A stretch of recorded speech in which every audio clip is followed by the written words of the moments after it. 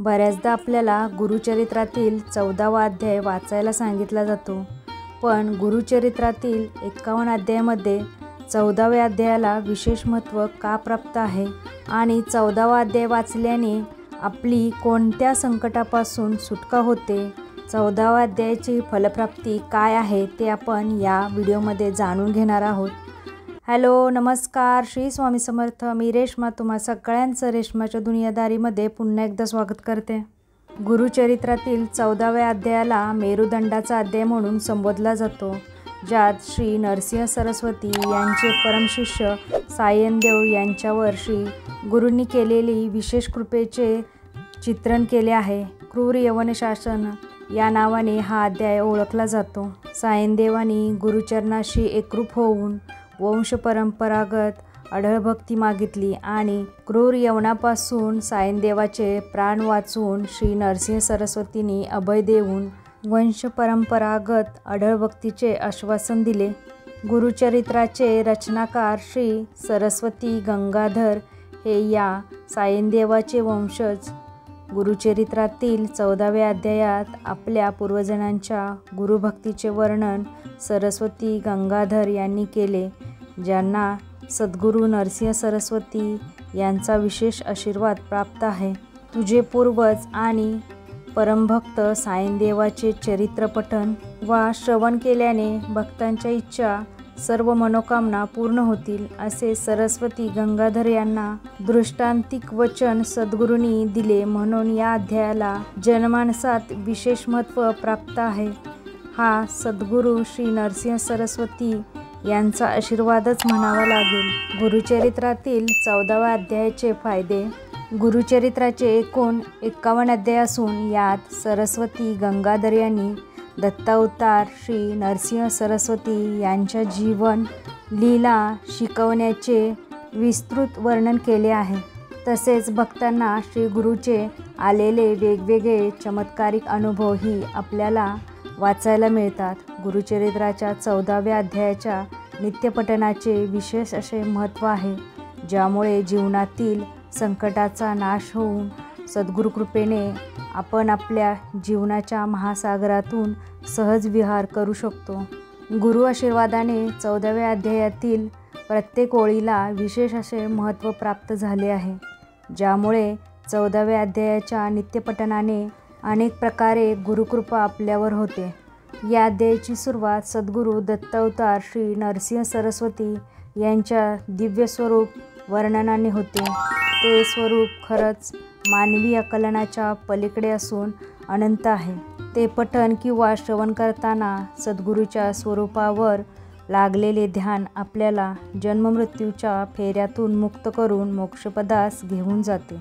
त्यासोबतच श्री गुरु नरसिंह सरस्वतीच्या विविध पूजाविधीचे वर्णन, श्रवण आणि पठण करणाऱ्या व्यक्तीला भौतिक यशाची प्राप्ती करून देते। ज्याप्रमाणे श्रीगुरूंनी सायनदेवावर वरदहस्त ठेवून त्यांच्या संकटांना निवारले, तेच फलप्राप्ती श्रीगुरूंनी ही कथा श्रवण आणि पठण करणाऱ्यांना देऊन त्यांचे इच्छित सर्व कार्य पूर्ण करण्याचे वचन दिले। आपण जेव्हा भक्तिमय अवस्थेत श्रीगुरूंना पूर्ण शरण जाऊन श्रीगुरुचरित्राचे श्रवण अथवा पठण करतो, तेव्हा नक्कीच आपली सर्व संकटे दूर होऊन आत्मज्ञानाची प्राप्ती होते आणि श्रीगुरूंचे आशीर्वाद प्राप्त होऊन आपण येणाऱ्या अडथळ्यांवर मात करू शकतो आणि व्यवसाय, शिक्षण, वैयक्तिक संबंधाशी जीवनाच्या सर्व क्षेत्रामध्ये यश मिळवू शकतो। गुरुचरित्राच्या 14व्या अध्यायाच्या नित्यपठणाचे फायदे। जीवन जगताना आणि जीवनातील ध्येय गाठताना आपल्याला बरेचदा संकटांचा सामना करावा लागतो। आयुष्यात आपण आर्थिक, मानसिक, भौतिक, सामाजिक, बौद्धिक दुःखाला सामोरे जात असतो। संकटातून, दुःखातून बाहेर यायचा मार्ग सापडत नाही। नैराश्याने ग्रस्त होऊन आपण स्वतःला विनाशाकडे घेऊन जातो। अशा वेळेस श्रीगुरूंची आस धरावी, ज्याप्रमाणे सायनदेव गुरुस्मरणाने मृत्यूच्या संकटातून बाहेर आला, त्याच रीतीने आपणही आपल्या जीवनातील दुःखातून बाहेर येऊ शकतो आणि आपल्याला मार्ग मिळू शकतो। श्री गुरुचरित्रातील 14व्या अध्यायाचे पठण केल्याने काय फलप्राप्ती होते, श्री गुरूंची आपल्यावर कशी कृपा होते हे आपण बघू. गुरुचरित्राचा 14वा अध्याय नित्य पठण केल्याने शत्रुभय उरत नाही. आपल्याला शत्रूपासून आलेला धोका असेल तर गुरुकृपेने नक्कीच आपले शत्रू आपल्याला हानी पोचवू शकत नाही. जर नकारात्मक विचारामुळे आपल्या जीवनात सर्वात जास्त अडथळे निर्माण होतात तर आपण नित्य 14व्या अध्यायाचे पठण करत असू तर नक्कीच अशा नकारात्मक विचारातून सुटका होऊन सकारात्मक विचाराशी जोडले जातो. जर आपल्या नातेसंबंधात कटुता असेल किंवा प्रेमप्रकरणात यश येत नसेल तर नक्कीच गुरुचरित्रातील 14व्या अध्यायाच्या नित्यपठणाने आपल्या नातेसंबंधात मधुरता येऊन आपल्याला सौख्याची आणि आनंदाची प्राप्ती होईल. आपल्या व्यवसायात आणि नोकरीत अडचणी येत असतील, नोकरी लागत नसेल तर 14व्या अध्यायाचे नित्यपठण अवश्य करावे.